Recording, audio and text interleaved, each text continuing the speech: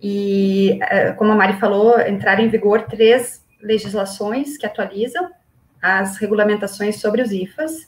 A primeira é a RDC 359, de 2020, que ela institui o dossiê do insumo farmacêutico ativo, que é o DIFA, que era chamado, né, como é que é, o Drug Master File, né, o DMF, e agora ele tem um nome em português, que é o dossiê do insumo farmacêutico ativo, e agora é esse termo que a gente tem que se acostumar. Então, a gente vai perceber que todos esses marcos regulatórios trouxeram muitos termos novos e que vão ter que fazer parte do nosso dia a dia, a gente vai ter que esquecer. É como a Mari falou no último webinar que a gente teve, a gente desaprende para aprender, e isso é constante. Então, agora eu estou tentando também desaprender muita coisa, tenho 20 anos de experiência, então, para mim, às vezes é difícil, eu, às vezes, tiro lá do fundo do baú, lá um termo antigo, e as pessoas não sabem nem do que eu estou falando. Então, me perdoem também por isso. Então, agora, a gente tem o DIFA e a Carta de Adequação de Dossiê de Insumo Farmacêutico Ativo, que é o CADIFA.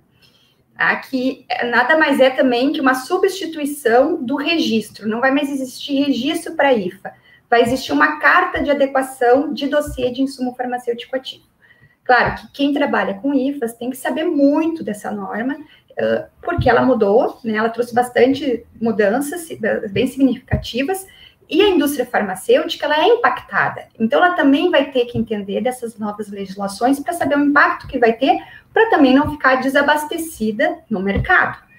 Tá? Então, por isso que a gente está trazendo aqui esses marcos e de uma forma, assim, mais abrangente. Então, os IFAs, essas legislações são para os IFAs utilizados na fabricação de medicamentos novos, inovadores, genéricos e também os similares. Não se aplica aqui produtos de baixo risco, medicamentos de notificação simplificada, específicos, fitoterápicos. Tá? Essa legislação não atende a esse tipo de medicamento. A segunda RDC foi a 361, de 2020, e ela dispõe sobre a necessidade, então, da CADIFA, que é a Carta de Adequação do IFA, do DIFA, desculpa, e também da certificação de boas práticas de fabricação, do IFA, tá? As boas práticas, agora, elas estão sendo exigidas no processo de registro e pós-registro de medicamento. Então, para você registrar um medicamento ou fazer uma mudança pós-registro, o detentor do IFA, que você utiliza no seu medicamento, vai ter que ter boas práticas de fabricação. Então, ela também, essa legislação 361, ela atualiza a apresentação e o gerenciamento do ciclo de vida dos documentos relacionados aos IFAs, estabelecendo um período de transição para o registro e o pós-registro de medicamento quanto ao novo marco regulatório. Então, existe um período de transitoriedade definido pela norma. Alguns medicamentos, inclusive, já estão no momento de atender a norma, outros vão ter um pouco mais tempo. Pelo que eu me lembro, até 2023 é o prazo limite, assim, para atendimento total da norma. E aí, existe ainda também muitas dúvidas, né, muitas questões que estão sendo discutidas, então, por isso que esses marcos regulatórios, eles também são atualizados, acabam tendo algumas legislações que vão complementando as normas, tá? A terceira legislação de IFAs é a 362, de 2020, que ela estabelece os critérios para a certificação de boas práticas para os estabelecimentos internacionais, fabricantes de IFAs, obtidos por extração vegetal, síntese química, fermentação clássica ou semissíntese, e ela também institui o programa de inspeção para os estabelecimentos internacionais de insumos farmacêuticos ativos. Então, não é pouca coisa, pessoal, é muita coisa para a gente entender, para a gente correr, para a gente ir atrás dessas informações, se atualizar, porque a gente sabe que não adianta só a gente conhecer daqui um pouco do quadradinho que a gente está, né? Porque aquele quadradinho que a gente está, aquela cadeira que a gente está ocupando, a gente vai precisar, para ir adiante, até para a gente crescer profissionalmente, a gente vai precisar saber do todo, né? Ter o conhecimento das outras legislações que impactam no nosso dia a dia e que vão fazer com que eu consiga ou não sucesso né, no meu trabalho, nas minhas entregas. Então, tudo isso é bem importante. O que eu quero trazer aqui também para vocês? Que a gente teve essas mudanças nesses marcos regulatórios em IFA, mas principalmente com as boas práticas, que eu quero trazer aqui, a necessidade, então, de ter uma certificação de boas práticas, porque a norma de boas práticas existe faz tempo, né? Agora, cumprir essa norma na íntegra, ter um certificado que a Anvisa emita, atestando que essa empresa está cumprindo, isso não tinha. Então, ficava uma zona um pouco de conforto tanto para a agência reguladora quanto para a empresa, que atendia daqui um pouco parcialmente, não tão rigorosamente a norma. E agora, com toda também esse treinamento que está sendo feito pelos inspetores da Anvisa, essa harmonização das boas práticas de medicamento, isso vai acabar migrando para os IFAs, vai acabar chegando nos detentores de IFA todo esse rigor. Por enquanto, a RDC 69 de 2014, que é de boas práticas de IFA, ela não foi atualizada.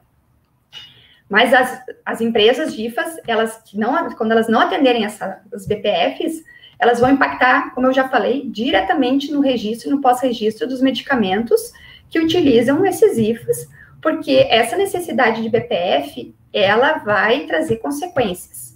Então, a gente sabe que, como até então não era obrigatório isso, muitas empresas não sabem ainda, inclusive, que vão ter que cumprir essas normas e que vão precisar ter as boas práticas. Eu já tive uma experiência com uma empresa de IFA que questionou se é necessário ter um sistema HVAC. E então, assim, quando a empresa questiona isso, demonstra que ainda não está sabendo bem, né, o que ela tem que atender desde 2014, porque desde a norma de 2014 já se fala que as boas práticas, elas vão requerer a validação dos processos de produção, das atividades de suporte, que são as utilidades, né, a gente traz como exemplo a água, o sistema de ar está dentro essas atividades de suporte. A gente tem os métodos analíticos que têm que ser validados, os sistemas computadorizados e as operações de limpeza. Então, o sistema de ar, ele não tem como ser validado se ele não tem uma filtração adequada, uma recirculação adequada, uma exaustão, enfim, uma ventilação. Tudo isso é o que se chama o sistema HVAC, ou AVAC em português. Então, o que essa norma, a 69, diz?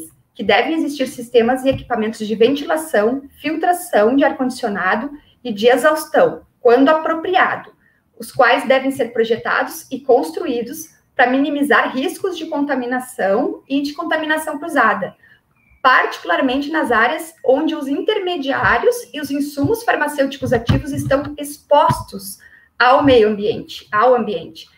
Claro, não é para tudo que vai ter que ter um sistema de ar, né, com UTAs, com filtração, daqui um pouco recirculação e diferencial de pressão, mas nas áreas críticas, onde se sabe que tem riscos de contaminação e contaminação cruzada, é necessário. Então, a gente percebe essa dificuldade ainda dessas empresas de estarem atendendo a norma atual e vão ter que correr atrás. E no Brasil, a gente tem poucos fabricantes de IFA, e desses poucos vão ter que atender essa norma, e os internacionais vão também ter que se adequar bem às normas da Anvisa para poderem exportar para o Brasil, né, para os fabricantes de insumos farmacêuticos conseguirem, para os fabricantes de medicamento conseguirem importar desses fabricantes de IFA, eles vão ter que ter as boas práticas aprovadas pela Anvisa, pela Agência do Brasil. Então, a gente percebe, assim, que as empresas têm, sim, que se preocupar com esses parceiros, têm que se preocupar com os contratos que elas têm com os fabricantes de IFA, se não tem, já deveriam estar correndo atrás para fazer esses contratos, deixar as cláusulas mais amarradas, os acordos de qualidade têm que ser muito bem definidos, e a gente sabe que tudo que é mudança, ela tem um início mais doloroso, mais difícil, né? A gente fica com medo, é normal, até porque desabastecer o mercado seria uma coisa muito trágica, né? Não é nem o que a agência quer. Por isso que eu vejo a transparência que está se tendo para ajudar as empresas para se desenvolverem, para trocar informações, para tirar dúvidas com a Anvisa. A gente tem pessoas também muito qualificadas dentro das indústrias farmacêuticas. Então, eu entendo que a área técnica, né, vai se desenvolvendo, vai indo atrás dessas informações e vai precisar trazer esses retornos para a empresa, até para manter essas empresas no mercado. É isso que eu estou percebendo, que elas já estão indo atrás, né, já estão correndo atrás, então, de muitas coisas que talvez não tinham ficado muito claras para elas em algum momento, e agora estão ficando mais claras.